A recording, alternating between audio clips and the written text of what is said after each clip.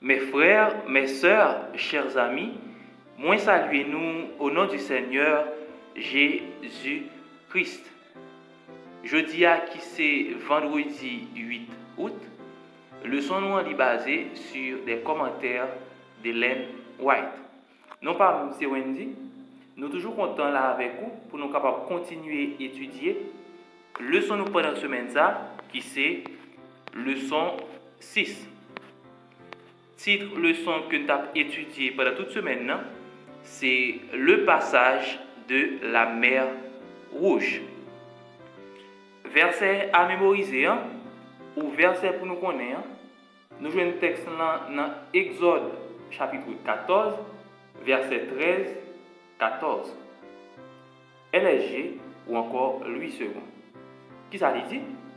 Moïse répondit au peuple, ne craignez rien, restez en place et regardez la délivrance que l'Éternel va vous accorder en ce jour. Car les Égyptiens que vous voyez aujourd'hui, vous ne les verrez plus jamais.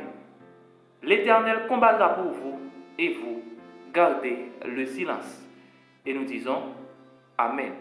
À nous chaque qui a suivi moi, quelle que soit la plateforme, moi invite nous qu'on y a même, abonner avec la chaîne là, like vidéo et partager comme ça, plus de monde est capable de joindre.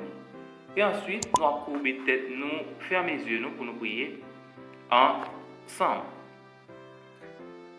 Père éternel, conseil admirable, dans minute ça, nous disons merci. Merci parce que vous te permettez de nous capables d'étudier jour après jour pour nous arriver dans la dernière leçon nous pendant la semaine. Nous avons d'autant prier. Parce que nous sommes capables d'apprendre, emmagasiner le maximum d'informations possible afin que mon Père nous capable vraiment connaître qui ça que vous voulez pour nous et comme ça nous capable marcher selon ça que vous demandez nous. Au nom de Jésus, nous prions. Amen. Encore une fois, jeudi nous allons regarder quelques commentaires que la sœur White lui-même lui fait à propos de l'Exode.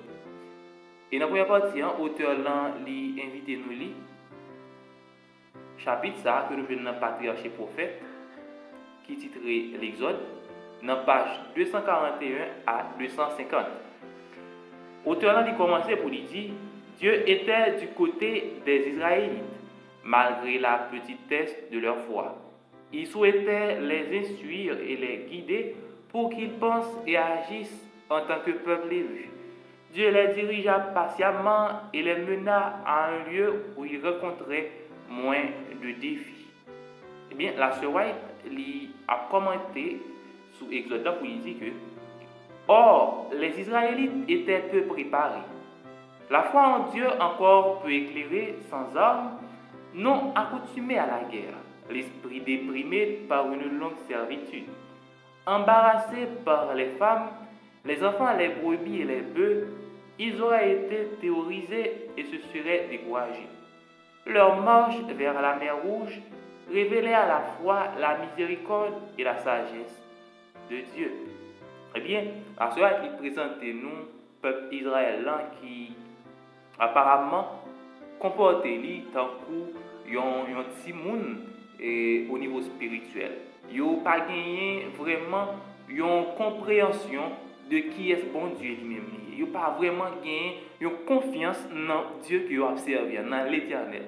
Malgré tout ça qu'il a accompli pour eux en Égypte, malgré certes qu'il a manifesté foi sous une certaine forme, il a immolé pas clan, il a choisi quitter l'Égypte, mais malgré tout acte de foi qui a été posé, il n'a pas vraiment gagné confiance dans bon Dieu. Ça qui fait, lorsque arrivé devant la mer Rouge et que l'armée égyptienne dans l'idée, eh bien, ils ont cédé, ils ont obligé de dire, plutôt en Égypte, parce que ils n'ont pas obligé de mourir dans le désert là. Eh bien, ils ont eu un manque de foi. Et Moïse nous rappelle dans le leçon passée comment il a affermi le peuple avec parole dans Exode chapitre 14, le verset 13. Eh bien, nous sommes capables de voir que la soirée dit encore, eh bien, bon Dieu, il choisit lieu ça pour lui mener le peuple. C'est par sagesse et c'est parce que c'est un Dieu miséricordieux. C'est-à-dire, il devait éprouver le peuple dans un certain sens. Eh bien, il devait que le peuple est capable de dans quel état que lui-même lié. Si toutefois, il a vraiment une confiance en bon Dieu, et bien là, il ne peut pas céder. Il a toujours confiance que bon Dieu va délivrer. Et heureusement, Moïse a eu confiance en bon Dieu et il a fini par permettre au peuple de traverser la mer Rouge et que l'armée égyptienne était capable d'engloutir. Amen. Et puis dans le texte là, nous sommes capables de voir que il y a un autre ouvrage qui aborde les cantiques de Moïse, qui c'est Andrew's Bible Commentary, qui ça lui déclaré, il dit la certitude de cet acte rédempteur de Dieu dans l'histoire nous assure que nous n'avons rien à craindre pour l'avenir. La dernière strophe se concentre sur les ennemis futurs qui seraient affrontés dans la conquête de Canaan. Grâce à la grandeur du bras de Dieu, il resterait muet comme une pierre. Lorsque nous faisons face à des impossibilités apparentes, lorsque nous nous sentons acculés et que nous ne savons pas vers où nous tourner, nous pouvons trouver l'assurance dans le cantique de Moïse, car il commémore un grand événement dans l'histoire du peuple de Dieu. Andrew's Bible Commentary.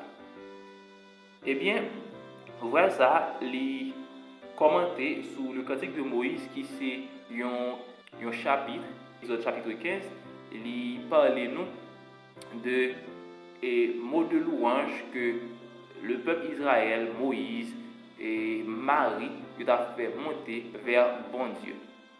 Parce que bon Dieu il était délivré, il était permis à ce que tu es capable de sauver en bas le peuple égyptien et il était capable de passer dans la mer Rouge à pied sec. Eh bien, le peuple là, c'était contentement pour être capable de délivrer en bas les Égyptiens.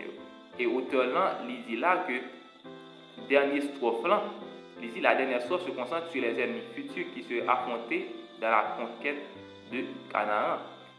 Eh bien, nouveau ennemi que nous pourrons gagner, nous pourrons gagner pour être capable et tomber face nous lorsque nous allons gagner pour nous conquérir la Canaan céleste.